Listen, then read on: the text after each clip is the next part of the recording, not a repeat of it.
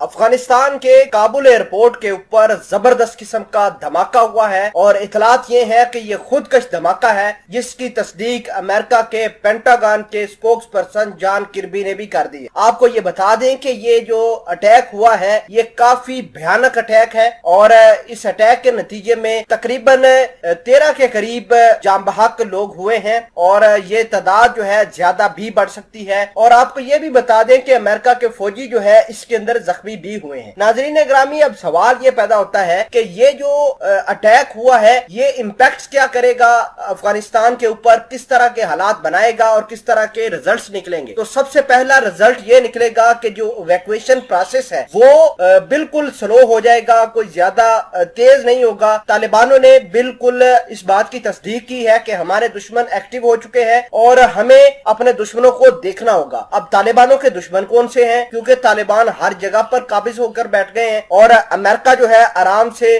نکلنا چاہتا ہے، طالبان کے خلاف کوئی کام نہیں کرنا چاہتا۔ اسی وجہ سے تو سی آئی اے کے چیف نے خفیہ طریقے سے وزٹس بھی کیے تھے طالبانوں کے ساتھ مل کر، ان سے ریکویسٹ کی تھی کہ ہمیں ڈیڈ لائن جو ہے ایکسٹینڈ کی جائے۔ تو اس کا مطلب یہ ہے کہ امریکہ نے یہ کام نہیں کروایا۔ اب کس نے کام کروایا ہے ذرا وہ دیکھتے ہیں۔ اس خبر کو جاننے سے پہلے ہم چھوٹی سی آپ سے گزارش یہ کرتے ہیں کہ آپ ہمارا یوٹیوب چینل حسنات ٹی وی کو سبسکرائب کر کے پاس موجود گھنٹی کے نشان کو دبا لیں تاکہ لیٹسٹ نیوز آپ تک بر وقت پہنچتی رہے۔ ناظرین گرامی، سب سے پہلے تو آپ کو یہ بتا دیں کہ کابل کے ایئرپورٹ کے باہر بالکل گیٹ کے اوپر اٹیک ہوا ہے اور اس اٹیک کے نتیجے میں 13 لوگوں کی جان چلی گئی ہے۔ اور آپ کو یہ بتا دیں کہ یہ خودکش اٹیک ہے جس کی تصدیق امریکہ نے بھی کر دی ہے، امریکہ کے پینٹاگن نے بھی کر دی ہے۔ اور آپ کو یہ بتا دیں کہ اس کے اندر امریکہ کے سولجرز بھی زخمی ہوئے ہیں اور اطلاعات یہ ہیں کہ کچھ سولجرز جاں بحق ہو بھی سکتے ہیں کیونکہ حالت ان کی کریٹیکل ہے۔ اب سوال یہ پیدا ہوتا ہے کہ یہ اٹیک کس نے کیا؟ تو آپ کو یہ بتا دیں کہ یہ اٹیک آئی ایس خراسان نے کیا ہے، یعنی داعش جو ہے اس نے اٹیک کیا ہے جو کہ خراسان پروونس کے اندر رہتی ہے۔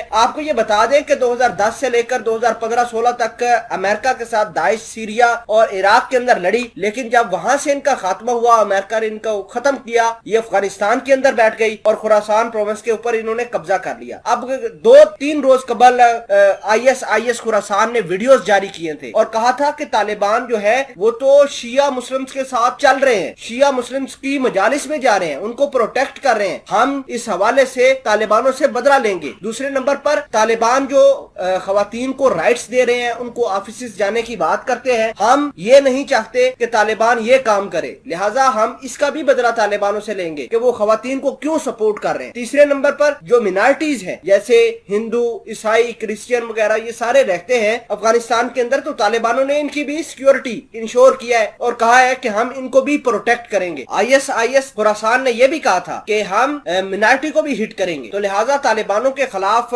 یہ جو اٹیک ہوا ہے یہ آئی ایس خراسان نے کیا ہے اور اس کا رزلٹ یہ نکلے گا کہ امریکہ جو مشن کر رہا ہے اپنا ایویکویشن مشن وہ بالکل ڈسٹرب ہو گیا ہے۔ کل جو بہت ساری فلائٹس امریکہ جانی تھی وہ نہیں گئی اور یہ ایویکویشن مشن ساری کی ساری ملکوں نے روک دیا ہے اور امریکہ کے سولجرز نے جو گیٹ پر کابل گیٹ کے اوپر جو ہے وہ ان کو بالکل بند کر کے ان کو سیکورٹی ٹائٹ کر دی ہے اور جگہ جگہ سرچ آپریشن جاری کر دیے۔ تو اس کا مطلب یہ ہے کہ آئی ایس خراسان مزید بھی اٹیک کرنے والا ہے تاکہ افغانستان کے طالبانوں کو بالکل ڈسٹرب کیا جائے۔ اور یہ جو آئی ایس خراسان ہے ہو سکتا ہے کہ یہ بھارت کی شے پر کام کرتا ہو سکتا ہے کہ طالبانوں کو ڈسٹرب کرنے کے لیے یہ اسرائیل سے پیسے لیتا ہو۔ تو یہ بڑی کمپلیکس گیم ہے جس کے حوالے سے مزید جیسے ہی کوئی خبر آئے گی ہم اپڈیٹ کر دیں گے آپ کو۔